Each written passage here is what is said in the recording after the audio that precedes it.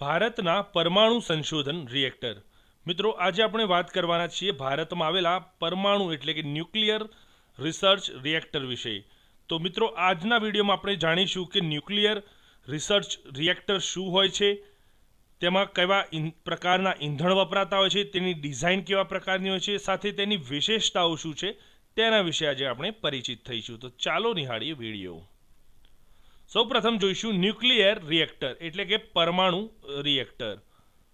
થોડાક ઈંધણને ભોગે વિપુલ પ્રમાણમાં ઉર્જા પેદા કરતી પ્રયુક્તિ એટલે ન્યુક્લિયર રિએક્ટર।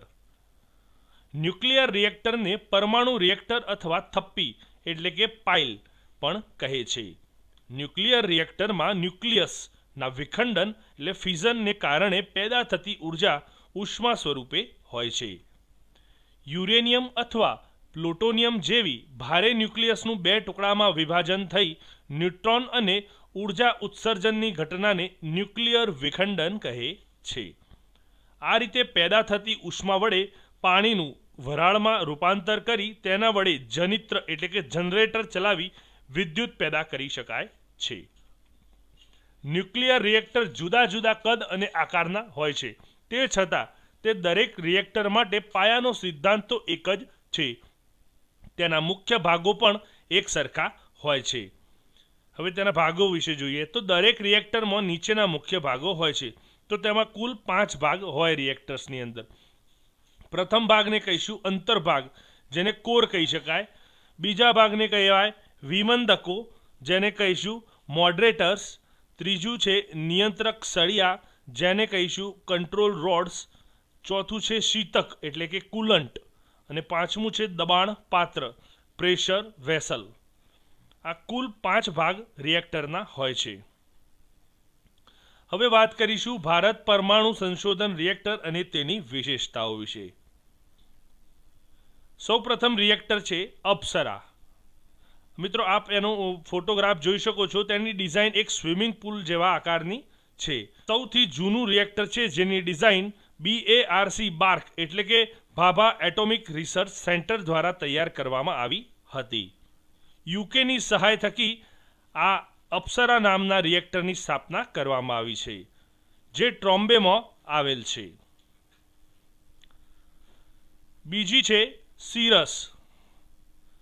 આપ ફોટોગ્રાફ જોઈ શકો છો, તે ટ્રોમ્બેમાં આવેલ છે અને કેનેડાની સહાય વડે તેને તૈયાર કરવામાં આવ્યું હતું। ભારતનું બીજું સંશોધન રિએક્ટર છે। કોલંબોની યોજના હેઠળ તેની રચના કરવામાં આવી છે। તેમાં ઈંધણ તરીકે કુદરતી યુરેનિયમ, વિમંદક તરીકે ભારે પાણી અને શીતક તરીકે હલકા પાણીનો ઉપયોગ કરવામાં આવ્યો છે। ત્રીજું છે ઝર્લિના। ભારતનું ત્રીજો સંશોધક રિએક્ટર એટલે કે ઝર્લિના।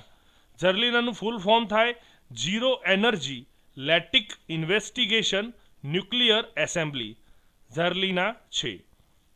આ શૂન્ય ઉર્જા પ્રાયોગિક રિએક્ટરને સ્વદેશી પદ્ધતિથી તૈયાર કરવામાં આવ્યું હતું। પૂર્ણિમા ટ્રોમ્બે ખાતે આ રિએક્ટર આવેલું છે, જેમાં ઈંધણ તરીકે યુરેનિયમ અને વિમંદક તરીકે ભારે પાણીનો ઉપયોગ કરવામાં આવ્યો છે। હવે જોઈએ કામિની રિએક્ટર્સ। તે કલ્પક્કમ ભારતમાં IGCAR ખાતે રાખવામાં આવેલું એક સંશોધન રિએક્ટર છે। સમગ્ર વિશ્વમાંના પ્રથમ રિએક્ટરની રચના એવી રીતે કરવામાં આવેલી કે તે U-233નો ઈંધણ તરીકે ઉપયોગ કરી શકે।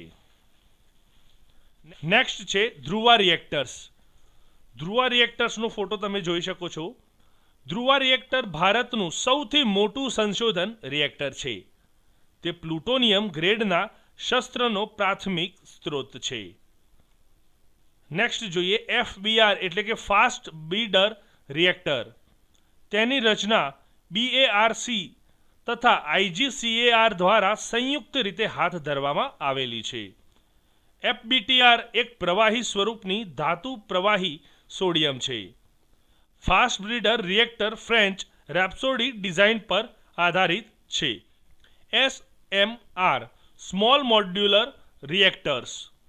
સ્મોલ મોડ્યુલર રિએક્ટર્સ મહત્તમ ક્ષમતા 300 મેગાવોટ હોય છે, જેની સ્થાપના માટે ઓછી જમીનની જરૂર પડે છે.